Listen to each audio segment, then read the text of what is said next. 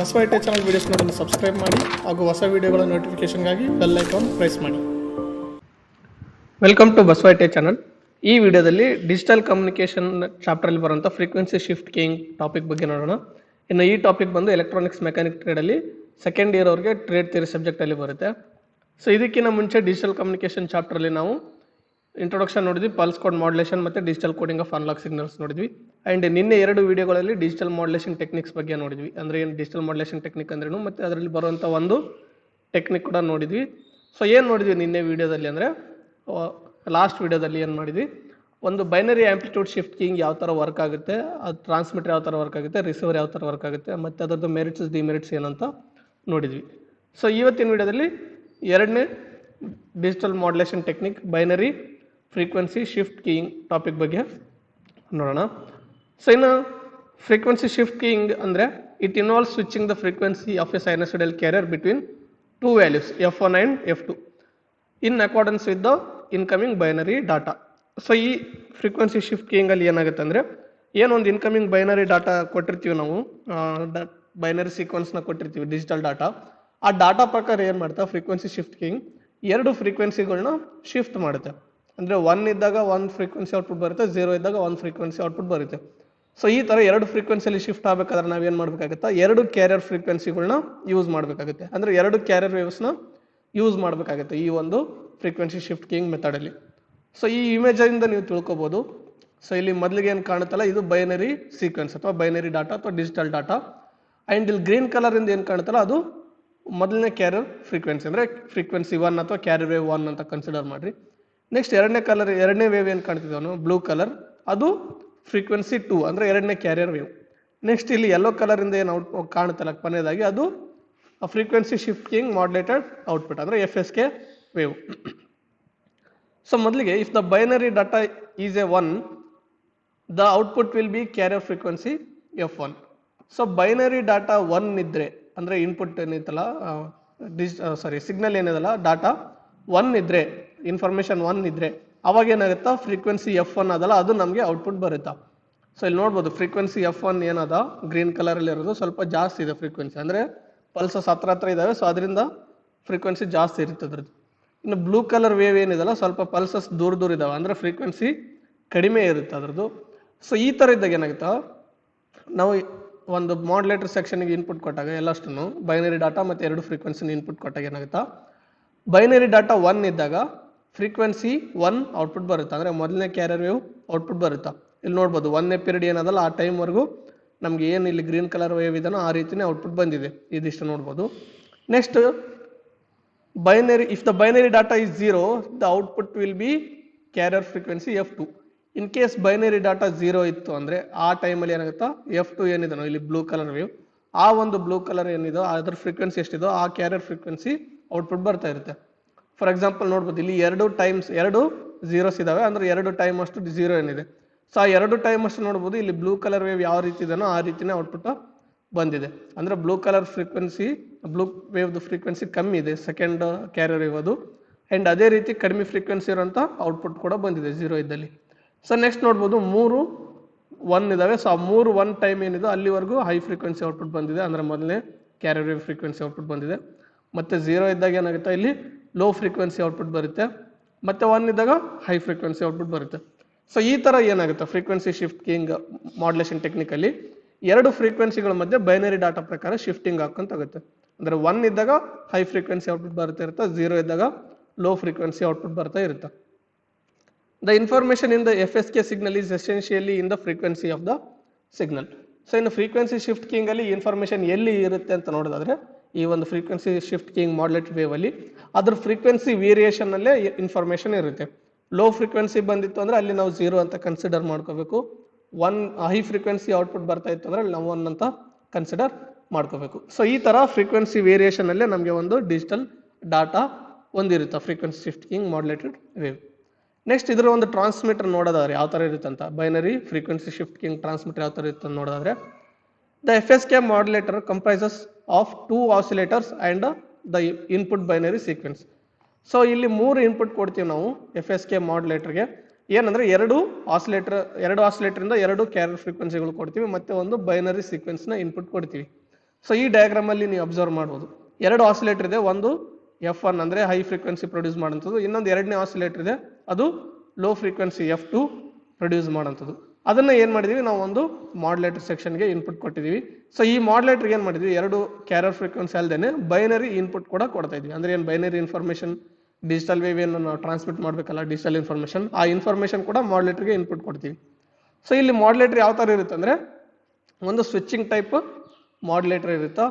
The two oscillator produce a higher and lower frequency signals are connected to a switch. So ಎರಡು high ಮತ್ತು low frequency produce ಮಾಡಲಂತ oscillator frequency ಔಟ್ಪುಟ್ಸ್ನ ಒಂದು ಸ್ವಿಚ್ಗೆ connect ಮಾಡಿರ್ತಾರೆ. ಮಾಡ್ಯುಲೇಟರ್ಲ್ಲಿ ಬರುವಂಥ ಸ್ವಿಚ್ಗೆ ಎಲೆಕ್ಟ್ರಾನಿಕ್ ಸ್ವಿಚ್ ಟೈಪ್ ಇರುತ್ತೆ ಅದು. The binary input sequence is applied to the transmitter so as to choose the frequencies according to the binary input. So binary information ಕೂಡ ನಾವು ಈ ಒಂದು ಎಲೆಕ್ಟ್ರಾನಿಕ್ ಸ್ವಿಚ್ ಏನಿದೆ ಮಾಡ್ಯುಲೇಟರ್ ಸೆಕ್ಷನಲ್ಲಿ ಅದಕ್ಕೆ ಕೂಡ ಅಪ್ಲೈ ಮಾಡ್ತೀವಿ. ಸೊ ಇದರಿಂದ ಏನಾಗುತ್ತೆ, ಇಲ್ಲಿ ಬೈನರಿ 0 ಬಂದಾಗ ಏನು ಮಾಡುತ್ತಾ ಫ್ರೀಕ್ವೆನ್ಸಿ F2 ಸ್ವಿಚಿಂಗ್ ಆಗುತ್ತೆ. ಅಂದರೆ ಎಲೆಕ್ಟ್ರಾನಿಕ್ ಸ್ವಿಚಿಂಗ್ ಏನು ಮಾಡುತ್ತೆ, ನಾವು ಬೈನರಿ ಏನು ಇನ್ಪುಟ್ ಕೊಡ್ತೀವಿ ಅದರ ಪ್ರಕಾರ ಸ್ವಿಚಿಂಗ್ ಮಾಡ್ಕೊಂಡು ಹೋಗುತ್ತೆ. ಫಾರ್ ಎಕ್ಸಾಂಪಲ್ ಮೊದಲು ಬೈನರಿ ಬಿಟ್ 1 ಇತ್ತು ಅನ್ಕೊಳ್ರಿ, ಫಸ್ಟ್ ಬಿಟ್ 1 ಇತ್ತು, ಅವಾಗ ಏನು ಮಾಡುತ್ತೆ ಆಸಿಲೇಟರ್ 1 ಹೈ ಫ್ರೀಕ್ವೆನ್ಸಿ ಇದೆಲ್ಲ ಅದನ್ನು ಸೆಲೆಕ್ಟ್ ಮಾಡಿ ಔಟ್ಪುಟ್ ಕೊಡುತ್ತೆ.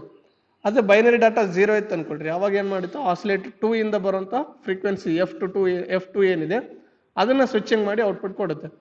ಸೊ ಈ ಥರ ಏನು ಮಾಡುತ್ತೆ FSK ಮಾಡ್ಯುಲೇಟರ್ 1 ಇದ್ದಾಗ ಹೈ ಫ್ರೀಕ್ವೆನ್ಸಿ ಔಟ್ಪುಟ್ ಕೊಡುತ್ತೆ, 0 ಇದ್ದಾಗ ಲೋ ಫ್ರೀಕ್ವೆನ್ಸಿ ಔಟ್ಪುಟ್ ಕೊಡುತ್ತೆ, ಎರಡು ಫ್ರೀಕ್ವೆನ್ಸಿಗಳು ಬಳಸ್ಕೊಂಡು. ಸೊ ಈ ಥರ ಬಂದಿರೋಂಥ ಔಟ್ಪುಟ್ನ ನಾವು ಮತ್ತೆ ಟ್ರಾನ್ಸ್ಮಿಟ್ ಮಾಡ್ಬೋದು ಬಂದಿರೋಂಥ ಕ್ಯಾರಿಯರ್ ವೇವ್ನ. ಸೊ ಇದು BFSK transmitter.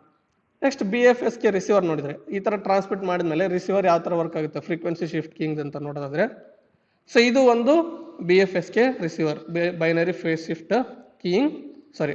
Frequency shift keying receiver block diagram, simple block diagram. So ಇನ್ನು ಇದರಲ್ಲಿ ಏನೇನು ಸೆಕ್ಷನ್ ಬರುತ್ತೆ ಅಂದರೆ ಇದರಲ್ಲಿ ಎರಡು ಬ್ಯಾಂಡ್ ಪಾಸ್ ಫಿಲ್ಟರ್ಸ್ ಇರ್ತವೆ. ಇಲ್ಲಿ ನೋಡ್ಬೋದು, ಇದು 1ನೇ ಬ್ಯಾಂಡ್ ಪಾಸ್ ಫಿಲ್ಟರ್, ಇದು 2ನೇ ಬ್ಯಾಂಡ್ ಪಾಸ್ ಫಿಲ್ಟರ್. ಎರಡು ಎನ್ವೆಲಪ್ ಡಿಟೆಕ್ಟರ್ ಇರ್ತವೆ ಆ್ಯಂಡ್ ಒಂದು ಡಿಸಿಷನ್ ತಗೊಳ್ಳುವಂಥ ಸರ್ಕ್ಯೂಟ್ ಇರುತ್ತೆ. ಸೊ ಇಲ್ಲಿ ಬ್ಯಾಂಡ್ ಪಾಸ್ ಫಿಲ್ಟರ್ 1 ಮತ್ತು ಬ್ಯಾಂಡ್ ಪಾಸ್ ಫಿಲ್ಟರ್ 2 ಯಾವ ಥರ ಟ್ಯೂನ್ ಮಾಡಿರ್ತಾರೆ ಅಂದರೆ ಅದರಿಂದ ಪರ್ಟಿಕ್ಯುಲರ್ ಫ್ರೀಕ್ವೆನ್ಸಿ ಮಾತ್ರ ಔಟ್ಪುಟ್ ಬರಬೇಕು. ಯಾವ ಪರ್ಟಿಕ್ಯುಲರ್ ಫ್ರೀಕ್ವೆನ್ಸಿ ಅಂದರೆ ಏನು ಟ್ರಾನ್ಸ್ಮಿಟರಲ್ಲಿ ಏನು ಹೈಯರ್ ಫ್ರೀಕ್ವೆನ್ಸಿ 1 ಮತ್ತು ಲೋವರ್ ಫ್ರೀಕ್ವೆನ್ಸಿ 1 ಎರಡನ್ನ ಟ್ರಾನ್ಸ್ಮಿಟ್ ಮಾಡ್ತಾರಲ್ಲ, ಸೊ ಅದೇ ಫ್ರೀಕ್ವೆನ್ಸಿಗೆ ಈ ಎರಡು ಬ್ಯಾಂಡ್ ಪಾಸ್ ಫಿಲ್ಟರ್ಗಳು ಟ್ಯೂನ್ಡ್ ಆಗಿರ್ತವೆ. ಸೊ ಮೊದಲನೇ ಬ್ಯಾಂಡ್ ಪಾಸ್ ಫಿಲ್ಟರ್ ಏನದ ಅದು ಹೈಯರ್ ಫ್ರೀಕ್ವೆನ್ಸಿ ಟ್ಯೂನ್ ಮಾಡಿರ್ತಾರೆ, ಎರಡನೇ ಬ್ಯಾಂಡ್ ಪಾಸ್ ಫಿಲ್ಟರ್ ಏನದಲ್ಲ ಅದು ಲೋವರ್ ಫ್ರೀಕ್ವೆನ್ಸಿಗೆ ಟ್ಯೂನ್ ಮಾಡಿರ್ತಾರೆ.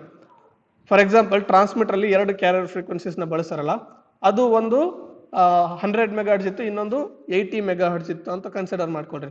ಸೊ ಇಲ್ಲಿ ಏನಾಗಿತ್ತು BPF1 ಏನದಲ್ಲ ಅದು 100 ಮೆಗಾಹರ್ಟ್ಜ್ಗೆ ಟ್ಯೂನ್ ಮಾಡಿರ್ತಾರೆ, BPF2 ಏನದಲ್ಲ ಅದು 80 ಮೆಗಾಹರ್ಟ್ಜ್ಗೆ ಟ್ಯೂನ್ ಮಾಡಿರ್ತಾರೆ.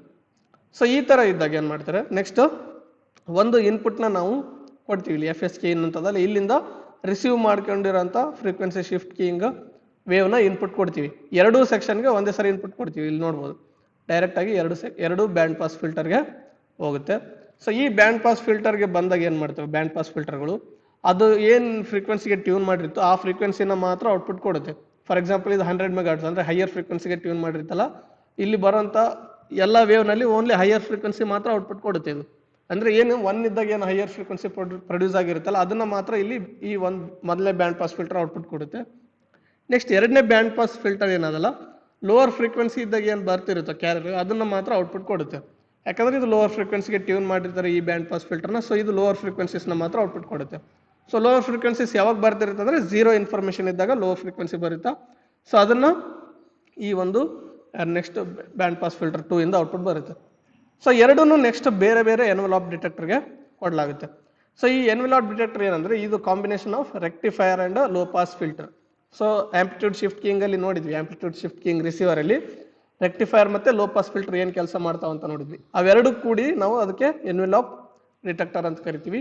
ಸೊ ಇಲ್ಲಿ ಎರಡು ಬೇರೆ ಬೇರೆ ಫ್ರೀಕ್ವೆನ್ಸೀಸ್ ಇರೋದ್ರಿಂದ ಎರಡು ಎನ್ವೆಲಾಪ್ ಡಿಟೆಕ್ಟರ್ನ ಬಳಸ್ತಾರೆ.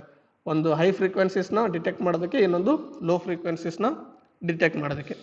ಸೊ ಈ ಎರಡು ಎನ್ವೆಲಾಪ್ ಡಿಟೆಕ್ಟರ್ಗಳು ಏನು ಮಾಡ್ತಾವೆ ಅಂದರೆ ಇದರಲ್ಲಿ ಬರುವಂಥ ಫಸ್ಟ್ ರೆಕ್ಟಿಫೈಯರ್ ಸೆಕ್ಷನ್ ಇರುತ್ತೆ, ಅದೇನು ಮಾಡುತ್ತೆ ನೆಗೆಟಿವ್ ಆಫ್ ಸೈಕಲ್ನ ರಿಮೂವ್ ಮಾಡುತ್ತೆ. ಆ್ಯಂಡ್ ನೆಕ್ಸ್ಟ್ ಬರುವಂಥ section low pass filter LPF, ಅದೇನು ಮಾಡುತ್ತೆ ಕ್ಯಾರಿಯರ್ ವೇವ್ನ ರಿಮೂವ್ ಮಾಡಿ ಅದರಿಂದ ಬರುವಂಥ ಓನ್ಲಿ DC ಲೆವೆಲ್ನ ಮಾತ್ರ ಔಟ್ಪುಟ್ ಕೊಡುತ್ತೆ. ಸೊ ಈ ಥರ ಇದ್ದಾಗ ಏನಾಗುತ್ತಾ ಎನ್ವೆಲಾಪ್ ಡಿಟೆಕ್ಟರ್ 1 ಇಂದ ಅಂದರೆ ಮೊದಲನೇ ಎನ್ವೆಲಾಪ್ ಡಿಟೆಕ್ಟರ್ ಏನದ ಅಲ್ಲಿಂದ ಹೈ ಫ್ರೀಕ್ವೆನ್ಸಿ ಔಟ್ಪುಟ್ ಬರ್ತಾ ಇರುತ್ತಾ DC ಲೆವೆಲ್, ಆ್ಯಂಡ್ ಎರಡನೇ ಎನ್ವೆಲಪ್ ಡಿಟೆಕ್ಟರ್ ಅನ್ನೋದು ಅಲ್ಲಿ low frequency D C level output ಬರ್ತಾ ಇರುತ್ತೆ. ಸೊ ಈ ಥರ ಎರಡು ಮತ್ತೆ ಡಿಸಿಷನ್ ಸರ್ಕ್ಯೂಟ್ಗೆ ಅಪ್ಲೈ ಮಾಡಲಾಗುತ್ತೆ. ಎರಡು ಎನ್ವೆಲಪ್ ಡಿಟೆಕ್ಟರ್ ಔಟ್ಪುಟ್ನ ಡಿಸಿಷನ್ ತಗೊಳ್ಳೋಂಥ ಸರ್ಕ್ಯೂಟ್ಗೆ ಅಪ್ಲೈ ಮಾಡಲಾಗುತ್ತೆ. ಸೊ ಈ ಡಿಸಿಷನ್ ಸರ್ಕ್ಯೂಟ್ ಏನು ಮಾಡುತ್ತೆ, ಅಲ್ಲಿ ಬರ್ತಿರಕ್ಕಂಥ ಫ್ರೀಕ್ವೆನ್ಸಿ ಯಾವುದಿದೆ ಪರ್ಟಿಕ್ಯುಲರ್ ಟೈಮಲ್ಲಿ ಆ ಫ್ರೀಕ್ವೆನ್ಸಿ ಪ್ರಕಾರ ಡಿಜಿಟಲ್ ಔಟ್ಪುಟ್ನ ಪ್ರೊಡ್ಯೂಸ್ ಮಾಡುತ್ತೆ. ಫಾರ್ ಎಕ್ಸಾಂಪಲ್, ಮೊದಲನೇ ಬಿಟ್ 1 ಇದ್ರೆ ಏನಾಗುತ್ತೆ, ಇಲ್ಲಿ ಈ ಸರ್ಕ್ಯೂಟ್ ಮಾತ್ರ ವರ್ಕ್ ಆಗುತ್ತೆ, ಈ ಸರ್ಕ್ಯೂಟ್ ವರ್ಕ್ ಆಗಲ್ಲ. ಯಾಕಂದ್ರೆ ಇಲ್ಲಿ ಬರ್ತಿರಕ್ಕಂಥ ಔಟ್ಪುಟ್ ಏನಿದಲ್ಲ 1 ಬಿಟ್ ಇದ್ದಾಗ ಇಲ್ಲಿ ಯಾವುದೇ ರೀತಿ ಔಟ್ಪುಟ್ ಬರಲ್ಲ ಎರಡನೇ ಬ್ಯಾಂಡ್ ಪಾಸ್ ಫಿಲ್ಟರಿಂದ. ಯಾಕಂದ್ರೆ ಮೊದಲನೇ 1 ಬಿಟ್ ಇದ್ದಾಗ ಅಲ್ಲಿ ಇರೋದು ಹೈ ಫ್ರೀಕ್ವೆನ್ಸಿ ಇರುತ್ತೆ. ಸೊ ಬ್ಯಾಂಡ್ ಪಾಸ್ ಫಿಲ್ಟರ್ 1 ಇಂದ ಹೈ ಫ್ರೀಕ್ವೆನ್ಸಿ ಔಟ್ಪುಟ್ ಬರ್ತಾ ಇರುತ್ತೆ. ಸೊ ಮೊದಲನೇ ಬಿಟ್ಟು ಹೈ ಫ್ರೀಕ್ವೆನ್ಸಿ ಇದ್ದಾಗ ಇಲ್ಲಿ ಬ್ಯಾಂಡ್ ಪಾಸ್ ಫಿಲ್ಟರ್ 2 ಇಂದ ಯಾವುದೇ ರೀತಿ ಔಟ್ಪುಟ್ ಬರಲ್ಲ. ಸೊ ಈ ಸೆಕ್ಷನ್ ಮಾತ್ರ ಔಟ್ಪುಟ್ ಬರ್ತಾ ಇರುತ್ತೆ. ಈ ಸೆಕ್ಷನ್ ಔಟ್ಪುಟ್ ಬಂದಾಗ ಡಿಸಿಷನ್ ಸರ್ಕ್ಯೂಟ್ ಏನು ಮಾಡುತ್ತೆ, ಅದನ್ನ 1 ಅಂತ ಕನ್ಸಿಡರ್ ಮಾಡಿ ಡಿಜಿಟಲ್ ಔಟ್ಪುಟ್ ಅಲ್ಲಿ 1 ಪ್ರೊಡ್ಯೂಸ್ ಮಾಡಿ ಔಟ್ಪುಟ್ ಕೊಡುತ್ತೆ. ನೆಕ್ಸ್ಟ್ ಲೋ ಫ್ರೀಕ್ವೆನ್ಸಿ ಬಂದಾಗ ಏನಾಗುತ್ತೆ, ಇದು ರಿವರ್ಸ್ ಪ್ರೊಸೆಸ್ ಆಗುತ್ತೆ. ಈ ಬ್ಯಾಂಡ್ ಪಾಸ್ ಫಿಲ್ಟರ್ 1 ಏನದಲ್ಲ ಅದು ಔಟ್ಪುಟ್ ಪ್ರೊಡ್ಯೂಸ್ ಮಾಡಲ್ಲ, ಬ್ಯಾಂಡ್ ಪಾಸ್ ಫಿಲ್ಟರ್ 2 ಏನದಲ್ಲ ಅದು ಲೋ ಫ್ರೀಕ್ವೆನ್ಸಿ ಔಟ್ಪುಟ್ ಪ್ರೊಡ್ಯೂಸ್ ಮಾಡುತ್ತೆ. ಸೊ ಆ ಟೈಮಲ್ಲಿ ಏನು ಮಾಡುತ್ತೋ ಡಿಸಿಷನ್ ಸರ್ಕ್ಯೂಟ್ಗೆ ಈ ಎರಡನೇ ಸೆಕ್ಷನ್ ಏನದು ಎನ್ವೆಲಪ್ ಡಿಟೆಕ್ಟರ್ ಅಲ್ಲಿಂದ ಔಟ್ಪುಟ್ ಬರ್ತಾ ಇರುತ್ತೆ. ಸೊ ಆ ಡಿಸಿಷನ್ ಸರ್ಕ್ಯೂಟ್ ಏನು ಮಾಡುತ್ತಾ ಇದರಿಂದ ಔಟ್ಪುಟ್ ಬಂದ ಟೈಮಲ್ಲಿ 0 ಅಂತ ಕನ್ಸಿಡರ್ ಮಾಡಿ ಔಟ್ಪುಟ್ನ 0 ಅಂತ 0 ಲೆವೆಲ್ಗೆ ಔಟ್ಪುಟ್ನ ಪ್ರೊಡ್ಯೂಸ್ ಮಾಡುತ್ತೆ. ಸೊ ಈ ಥರ ಡಿಸಿಷನ್ ಸರ್ಕ್ಯೂಟ್ ಏನು ಮಾಡುತ್ತಾ ಅಲ್ಲಿ ಬರ್ತಕ್ಕಂಥದ್ದು 1 ಅಥವಾ 0 ಅಂತ ಚೆಕ್ ಮಾಡಿ ಅದ್ರ ಪ್ರಕಾರ ಔಟ್ಪುಟ್ ಒಂದು ಸ್ಕ್ವೈರ್ ಶೇಪಲ್ಲಿ ಪ್ರೊಡ್ಯೂಸ್ ಮಾಡುತ್ತೆ. ಆ ಸ್ಕ್ವೈರ್ ಶೇಪ್ ನಮಗೆ ಪಾಸಿಟಿವ್ ಪಲ್ಸ್ ಬರ್ತಾ ಇದ್ರೆ ಅದು 1 ಆ್ಯಂಡ್ 0 ಲೆವೆಲ್ ಇತ್ತು ಅಂದ್ರೆ ಅದು 0 ಅಂತ ಕನ್ಸಿಡರ್ ಮಾಡ್ಕೋಬೇಕು. ಸೊ ಈ ಥರ ಒಂದು binary frequency shift keying receiver work ಆಗುತ್ತೆ. ಸೊ ಇದು ಫ್ರೀಕ್ವೆನ್ಸಿ ಶಿಫ್ಟ್ ಕೀಯಿಂಗ್. ನೆಕ್ಸ್ಟ್ ಇದರಲ್ಲಿ ಬರುವಂಥ ಒಂದು ಕೆಲವು ಮೆರಿಟ್ಸ್ ನೋಡೋದಾದ್ರೆ, binary frequency shift keying is less susceptible to errors than BASK. So amplitude shift keying ಅಲ್ಲಿ ಏನು ಎರರ್ಸ್ ಇತ್ತು, ಆಂಪ್ಲಿಟ್ಯೂಡ್ಸ್ ಅಲ್ಲಿ ನಾಯ್ಸ್ ಆ್ಯಡ್ ಆಗೋದು, ಇಂಟರ್ಫೆರೆನ್ಸ್ ಆ್ಯಡ್ ಆಗೋದು, ಅದೆಲ್ಲ ಫ್ರೀಕ್ವೆನ್ಸಿ ಶಿಫ್ಟ್ ಕೀಯಿಂಗ್ ಅಲ್ಲಿ ಭಾಳ ಸ್ವಲ್ಪ ಕಮ್ಮಿ ಇರುತ್ತೆ. Next it is easy to generate BFSK signal. Generate ಮಾಡೋದು ಕೂಡ ಯಾವ ಥರ amplitude shift keying easy method ಇತ್ತು ಅದೇ ರೀತಿ ಫ್ರೀಕ್ವೆನ್ಸಿ ಶಿಫ್ಟ್ ಕೀಯಿಂಗ್ ಮೆಥಡ್ ಕೂಡ ಈಸಿ ಆಗಿರುತ್ತೆ ಫ್ರೀಕ್ವೆನ್ಸಿ ಶಿಫ್ಟ್ ಕೀಯಿಂಗ್ ಮಾಡ್ಯುಲೇಷನ್ ಮಾಡೋದು. ನೆಕ್ಸ್ಟ್ ಹಾರ್ಡ್ವೇರ್ ಕೂಡ ಸಿಂಪಲ್ ಆಗಿರುತ್ತೆ, ಏನೋ ಸ್ಪೆಷಲೈಸ್ಡ್ ಎಕ್ವಿಪ್ಮೆಂಟ್ಸ್ ಅವೇನು ಬೇಕಾಗಲ್ಲ. ಇದಿಷ್ಟು ಕೆಲವು ಮೆರಿಟ್ಸ್. ನೆಕ್ಸ್ಟ್ ಡಿಮೆರಿಟ್ ನೋಡೋದಾದ್ರೆ, BFSK requires double the bandwidth as compare to BASK and BPSK. So frequency shift keying ಏನದಲ್ಲ, ಆಂಪ್ಲಿಟ್ಯೂಡ್ ಶಿಫ್ಟ್ ಕೀಯಿಂಗ್ ಮತ್ತು ಫೇಸ್ ಶಿಫ್ಟ್ ಕೀಯಿಂಗ್ ಎರಡಕ್ಕೂ ಕಂಪೇರ್ ಮಾಡಿದರೆ ಡಬಲ್ ಬ್ಯಾಂಡ್ ವಿಡ್ತ್ ಬೇಕಾಗುತ್ತೆ. ಯಾಕೆ ಡಬಲ್ ಬ್ಯಾಂಡ್ ವಿಡ್ತ್ ಬೇಕಾಗುತ್ತೆ ಅಂದರೆ ಇಲ್ಲಿ ಎರಡು ಫ್ರೀಕ್ವೆನ್ಸೀಸ್ನ ಬಳಸಲಾಗುತ್ತೆ, ಅದಕ್ಕಾಗಿ ಡಬಲ್ ಬ್ಯಾಂಡ್ ವಿಡ್ತ್ ಬೇಕಾಗುತ್ತೆ. ಸೊ ಅದು ಒಂದು main demerit frequency shift ಕೀಯಿಂಗ್.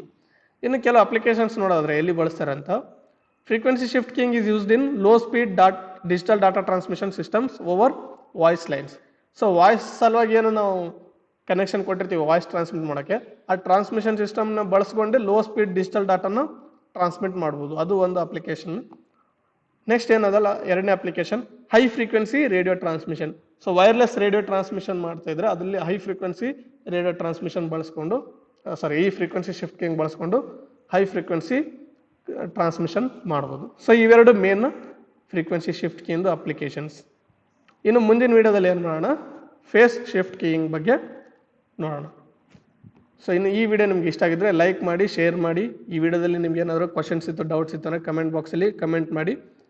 Basava ಐಟೇರ್ ಚಾನಲ್ನ ಸಬ್ಸ್ಕ್ರೈಬ್ ಮಾಡಿ, ಪಕ್ಕದಲ್ಲಿರುವಂಥ ಬೆಲ್ ಐಕಾನ್ ಪ್ರೆಸ್ ಮಾಡಿ, ಮತ್ತು ಆಲ್ ಅಂತ ಚೂಸ್ ಮಾಡಿ. ಸೊ ಈ ಥರ ಮಾಡಿದ್ರೆ ಏನಾಗುತ್ತೆ, ನಾವು ಅಪ್ಲೋಡ್ ಮಾಡೋಂಥ ಪ್ರತಿಯೊಂದು ವಿಡಿಯೋ ನೋಟಿಫಿಕೇಶನ್ ಕೂಡ ನಿಮ್ಮ ಮೊಬೈಲ್ಗೆ ಬಂದು ತಲುಪುತ್ತೆ. Thank you.